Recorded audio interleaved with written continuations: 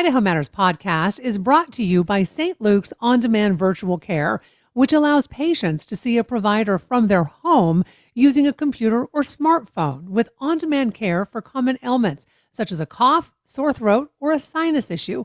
More information at stluke'sonline.org. In collaboration with Boise State Public Radio, the Community Library presents a new podcast, Sheep Stories. I'm host Vance Cunningham. Join me as we listen through the archives of the Trailing of the Sheep Festival to learn about the Scottish, Basque, and Peruvian immigrants foundational to the sheep herding industry over the past century. Hear their stories of traveling to Idaho and learning the language of the sheep. Find Sheep Stories wherever you get your podcasts and at boisestatepublicradio.org.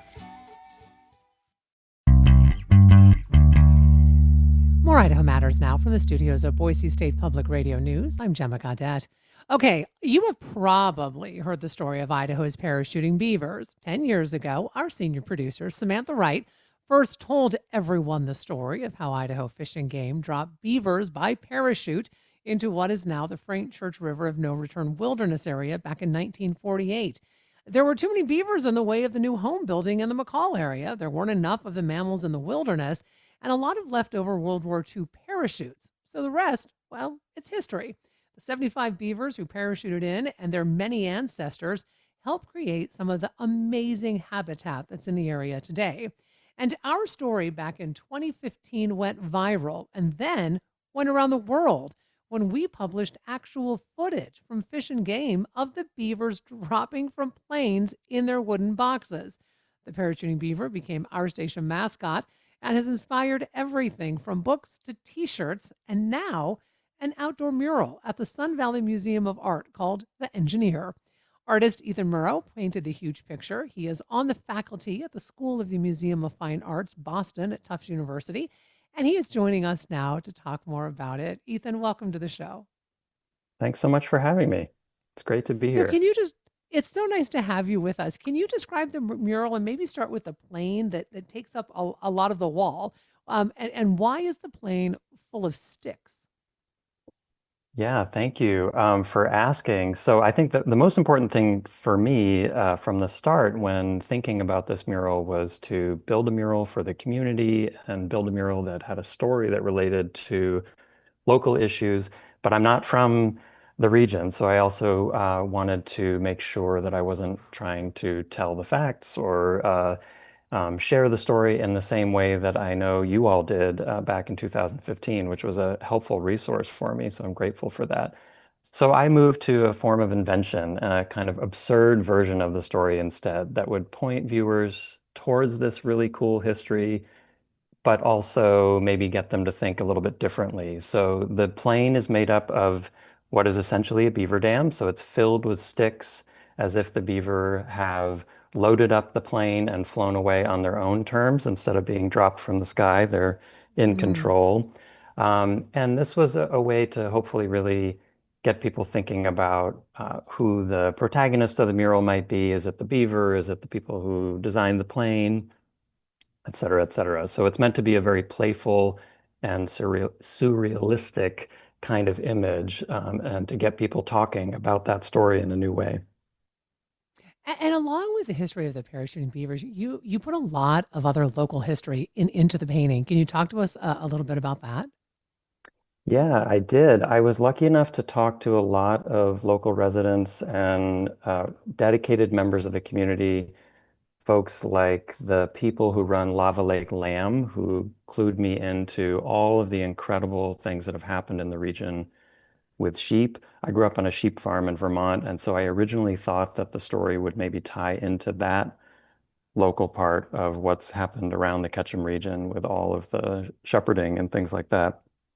So I gained a lot from that kind of conversation. I also went to the history museum that's right in Ketchum, and the director of that museum filled me in on many of the kinds of things that I was unaware of as an outsider, including the fact that the region has gone through all of these ups and downs and that animals have been a big part of the region since really humans have been present there, whether that's been for hunting, fishing, sustenance, whether that's been for the sheep industry, and then also this really incredible narrative of the beaver flying through the sky. So I found a different way to come at this idea of ways in which humans and animals can work together for positive outcomes, really, as you noted in your Mm. great introduction. I think it's such a great example of us working closely with another living being and finding something really optimistic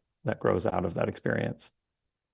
Can you talk also about I think it's a ring of keys that's on the mural. What does that represent? The Ring of Keys is meant to represent all of the early kind of westward expansion, colonial growth in the region. So those Mm. come from keys that are part of the local history museum, probably from a miner's cabin or something like that.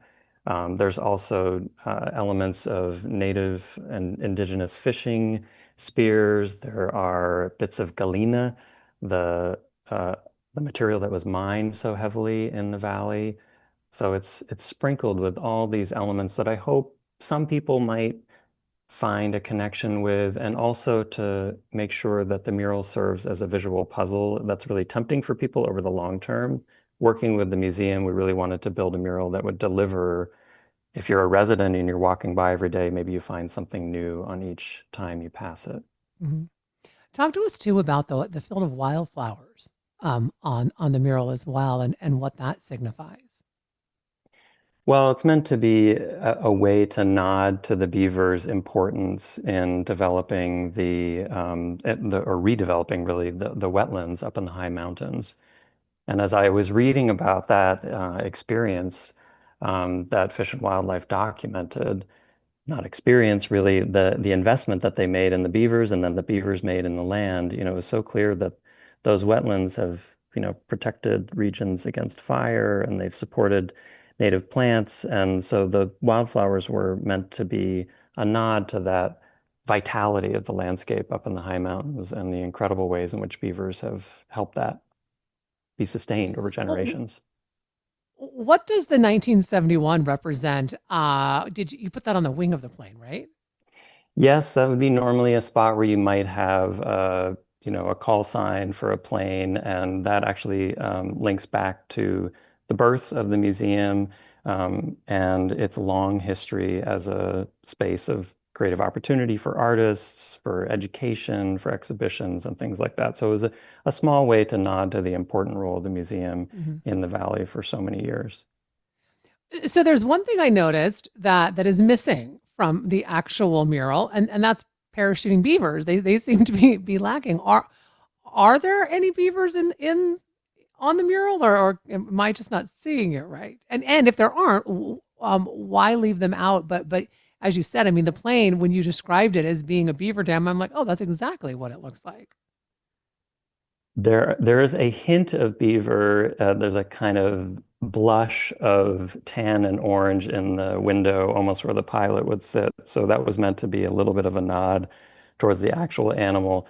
But folks like you all have done such a nice job bringing this story out into the public space, and there have been, as you noted in your intro, there have been great illustrations and super funny kind of comedic caricatures of this incredible engineering of a drop into the wilderness. And I wanted to make sure this was a new version. And so I really decided to focus on the plane itself and this sense of aspiration of it moving up into the air. So it's beavers are implied, but not actually there. So if you go to the mural thinking you're going to find a big-toothed animal, it's not going to be there. But hopefully it might get viewers to dive into that history, especially if they've never heard of it, if they're from outside of Idaho, Yeah. perhaps, and it's not familiar to them.